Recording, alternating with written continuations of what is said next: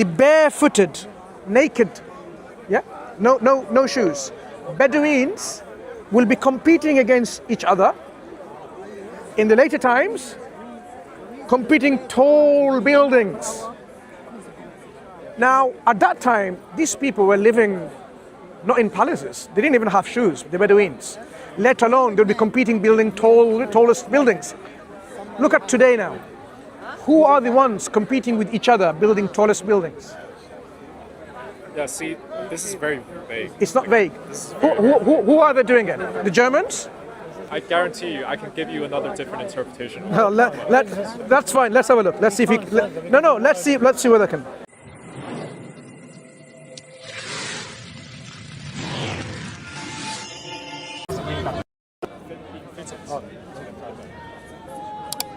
My point is that because the theory is so flexible, it's virtually impossible to falsify it. Because no matter how many We need to give one example because there's not enough evidence to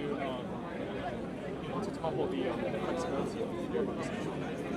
If your theory is the society undergoes all kind of changes, then that includes all kind of changes. So whatever you bring to falsify it, you can't falsify it because it undergoes all kinds of changes. If it was like this, then this is not something very, very amazing theory to begin with. But what we're talking about is not something like this. Because this is a statement you're making saying, my statement includes everything. So, disprove it. No. Because whatever you say is kind of part of this everything. You're saying that this is a bad theory, and I agree with you. The idea of falsification or falsificationism was originally, I guess, popularized to distinguish or demarcate between pseudosciences and the quote-unquote real sciences. And the reason is that pseudoscience, what Karl Popper said, for example, was that pseudosciences cannot be falsified, or it's nearly impossible to be falsified, whereas real sciences can be falsified. Yeah. When you use the example of using falsification as like a test to sciences and like Quran and such, for science. But is he happy with that though? Only him. Don't worry about it. Yeah. So you could falsify science if science is an adequate or not like flexible enough to be demarcated into the pseudoscience camp. Yeah. But my point is that for the Quran, because I don't know enough about the Quran, but I do know that it does. The wording of it is most certainly apt for many interpretations, and so it shares a similar flexible characteristics that you might have for like Freudian psychoanalysis or like Marxism, for example. In that you can virtually fit any evidence as proof. This is where I would want you to, because it can't be falsified. It's not falsified. It's not like this. Let me give you an example. It can only be falsified if it's falsifiable. It's falsifiable. Okay, let me give you an example. So how is it let me give you an example. The Quran talks about, in one of the chapters of the Quran, please, not him only, right? Stand behind him. Yeah, that's fine. Yeah. So it says, right, the Romans have been defeated in the nearest land, but they will soon be victorious within 3 to 9 years. That statement is quite clear. If now, after this event, 3 to 9 years passed, and they did not become victorious, then that statement in the Quran that they will be soon victorious will be disproven. So we have this kind of specifics, which is falsifiable. And that's where the Quran brought people's attention. How does the Quran make predictions of the future when it's something so risky, because it risks all of the credibility of the person who's making it, when he doesn't even have to talk about prediction in the future, about his prophethood. And it comes as exactly as the Quran says, then how is that possible? So things like this, various examples in the Quran, that is falsifiable nature. But of course, the Quran did not become falsified because of this. Another example is a person called Abu Lahab, which is his nickname, that he shall go to hellfire, and those who go to hellfire, those who reject Islam, reject the Prophet Muhammad, okay? And do not worship God and accept God. This particular individual, when he was told that you will go to hellfire, all he had to do is simply say, but I believe, even as a hypocrite. Oh, I believe, I accept your God, and I accept you as the prophet of God. Then by that acceptance, you should not be going to hellfire. So he could have disproven, falsified the statement of the Quran. But he had 10 years or so he lived after that statement came, and he died in his own disbelief. So it was easily falsifiable, but he had the opportunity, but how come he could not? So that's the thing we're talking about when it comes to the Quran. There are falsification types where you can actually falsify the Quran, what it says. Like it says, last example, I'm not going to bore with much. Oh, you did not know this before. When the Quran comes and says, you did not know this before, now it's like speaking as an authority, like everyone in the community, no one knew about these things. Talking about a past historical thing. Someone could have just said, I know. I learned about it. Well, I've been there. I've seen it. No one came historically. So has the Quran made mistakes before? The Quran claims that it's free from any mistakes. So it doesn't have any mistakes. So it doesn't have any mistakes. Exactly, that's what it claims. Free from errors and inconsistencies. That's another falsification test for it. If it was not from God, you would find within it mistakes and discrepancies. That's the claim it's making. The thing is that I would assume that at least for the examples that you made, there were a lot of like the wording that was used in Quran was probably quite precise. In that you're certain that the Quran is referring to this specific thing that's going to happen. Is that correct? The wording is very clear. So there is no ambiguity. There are ambiguous verses in the Quran which allows for multiple interpretation. Yes. But these ones are very clear. So the thing is, what makes a theory sufficient in prediction? Well, a theory is sufficient in prediction when all of its results are correct, or is predicted to be correct. And I didn't get that. Yeah.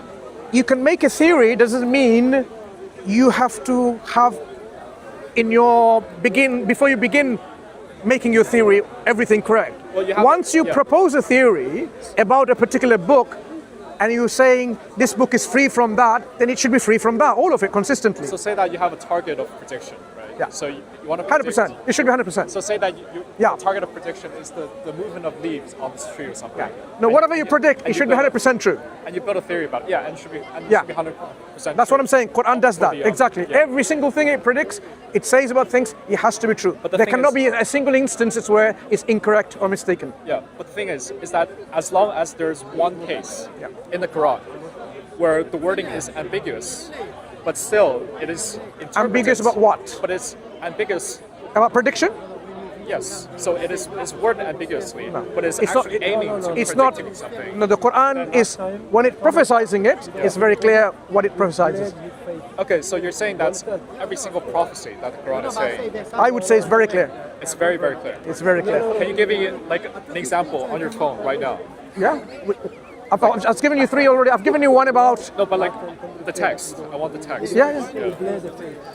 There you go. No, but no, it's not my point. Some people you say you don't know me clear, still they walk away.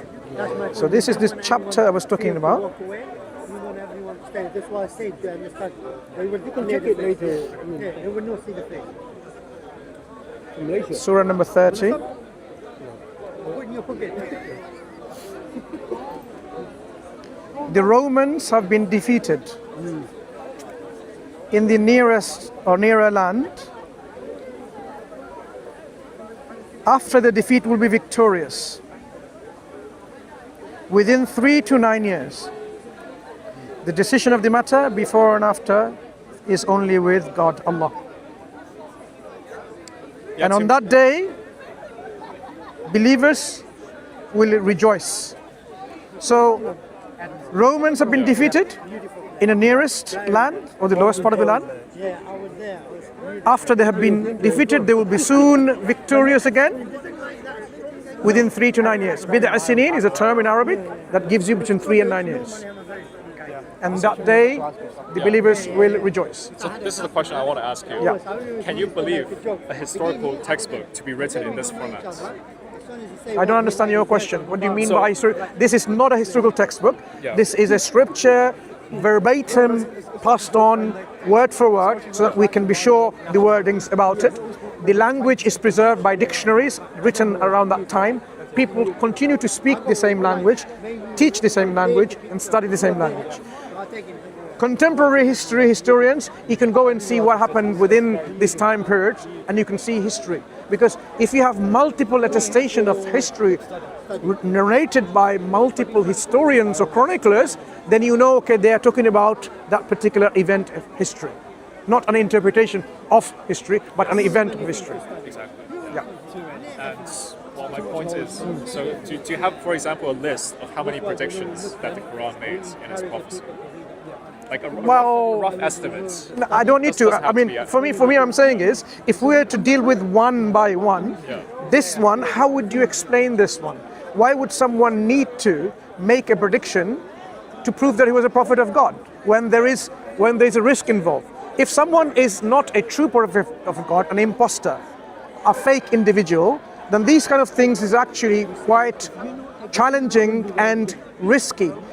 When you do risk mitigation, you would avoid all of these kinds of things. So this is Separate one. argument, though, because I'm not trying to question the motivation of the prophets. Yeah. So what I'm saying is, okay, now, so I've given you an example. Yeah. So let's deal with the example. No. Is that precise? Is that clear? Is it ambiguous? The only thing that I'm trying to talk about right now is Yeah. whether or not this event that you're referring to is actually the refrain, the event Yeah. that is you think it's predicting in history. Yeah, See what I'm saying? because we know when the Prophet lived, sallallahu alaihi wasallam.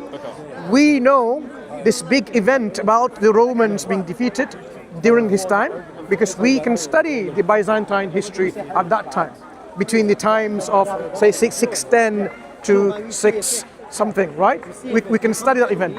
Were they fighting between the Romans and the Persians? And at what point, what happened? Did they lose and did they be victorious? We have the historical information. So I don't have to have the book self-referentiating everything. Oh, by the way, these are the Romans and so on. No, we can go to external history, multiple attestation and corroboration, and understand the event that the Quran is referring to. Quran is not a book in vacuum. It's a historical book in history. From what you're telling me, though, it seems like the certainty that this event that is happening is the historical events that the historians are referring to is from purely that Muhammad or the person who wrote the Quran is, or not the person who wrote the Quran. Again, I'm very ignorant But about that's fine, this. that's Sorry fine. about He this. received the Quran But from God, right? okay, It's a revelation. So yeah. So it is only it's contingent upon that he did receive the Qurans from God in that period of time, and also that he lived in that period of time. No, we have the thing is- historical evidence Yeah, of manuscripts of the Quran going towards the very first century of Islam. So we know that this is real because it's talking about that time frame, from that time frame, about that time frame. Yeah? But my point is, like, how would you characterize as an adequate description? Well, you would characterize like a historical description as like an adequate description when you're trying to fit in Muhammad's life in different periods throughout history, and that's No, he lived in a particular amount of time. This is a historical reality. There's no dispute about it. We are not hyper-skeptics like I don't exist, he didn't exist either. So the fact that he existed in a certain time frame is acceptable to historians. They are not like fringe historians who believe, oh, I don't believe he existed. He's a historical person in reality. Yeah, but the thing is that this text, And the way that it's that written, text is just is for interpretation. locatable Yeah. from that time period. Okay. That's what we know from also non-religious history. Secular history corroborates the text and history that it talks about. So we have side by side a religious historical text and a secular historical text. And they corroborate with each other. That's good. Yeah. No, I appreciate your point, but yeah, we have that. We have Again, if that is true, then you have. I guess my point again is that I'm not targeting on whether or not Muhammad did live in his time or what. I'm not targeting on what the motivation of the person who made this prophecy is. What I'm only targeting is that the prophecy itself, the wording of it, and also whether or not it is precise enough to be interpreted to this specific event or this specific fact happening in history, and not have the wording to be flexible enough where you can have several different interpretations of the prediction that's happening. That is the only thing that I'm targeting. I understand your point. And, could this and be based off my guess, I think, of there will be at least like hundreds different predictions in the Quran. I appreciate your line of thinking. Yeah. Could this be a prediction that is actually retrospectively put, for example, actually it wasn't during this, I'm giving you some example. Could it be like this? He actually didn't say it, but later on people, after the event, they actually put that in the Quran or made it like this.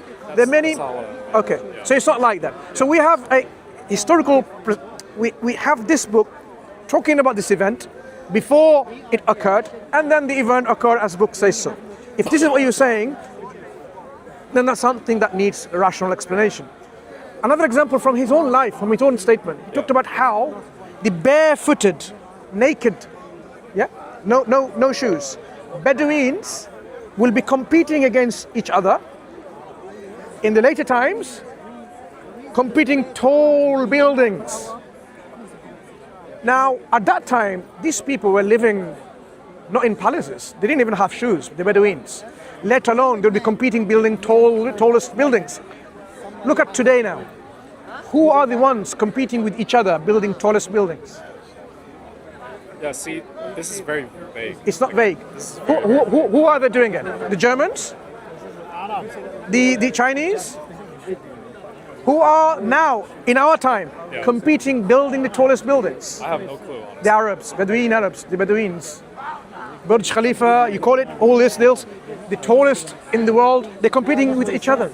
They didn't have anything, and now they're making the tallest buildings. The Prophet said there will be a time when they will be doing this, and now it's materialized. So can you just repeat the quote? Barefooted, word for words? yeah. Okay. So let me bring this statement word for word. Because I guarantee you, I can give you another different interpretation. No, that's fine. Let's have a look. Let's see if we. Let's see whether I can. Barefooted Bedouins. So I'll bring this hadith with the Arabic word in English.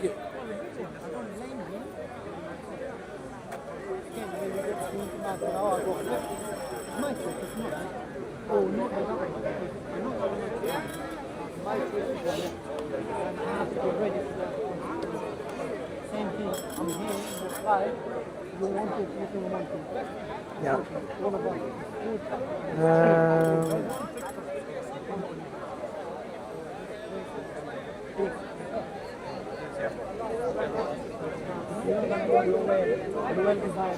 I want to get the Arabic and corresponding. Perfect. So I've got the English. Let me get the reference. Muslim one. So he's saying that the Quran has predicted that in Arab world, people are not competing to build like skyscrapers. ওই যে barefooted বেদুইনরা যে tallest building তৈরি করবে ওটার Arabic reference আমার দরকার আছে দেখেন খুঁজে পান কিনা Yeah. Okay. So here it is. Read it.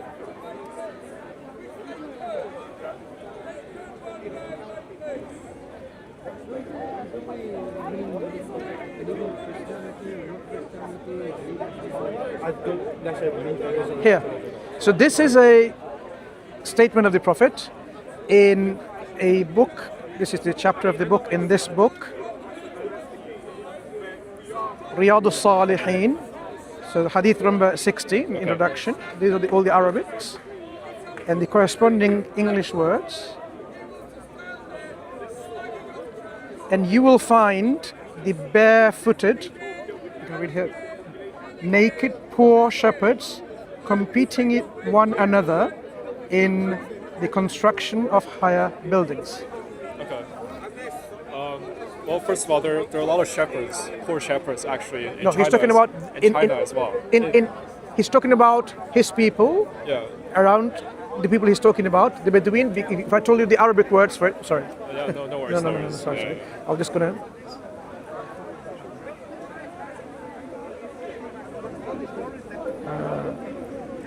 Here.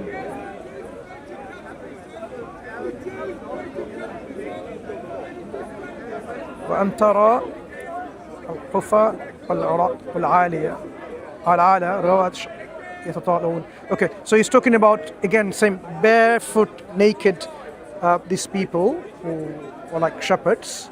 Can you go back to the Yeah. English text, please? Yeah. Sorry, I can't No, understand. sorry, that's fine. Yeah.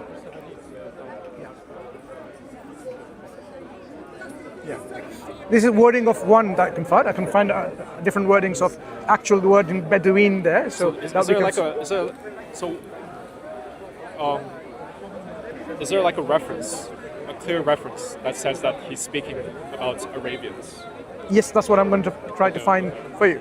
If we do find it, then it becomes very specific, referring to a specific group of people in a specific times when they didn't have anything because they didn't have any shoes, and now they will be competing building highest buildings as we see today. Again, it also depends on what you mean by tall, because like what do you mean by tall, for example?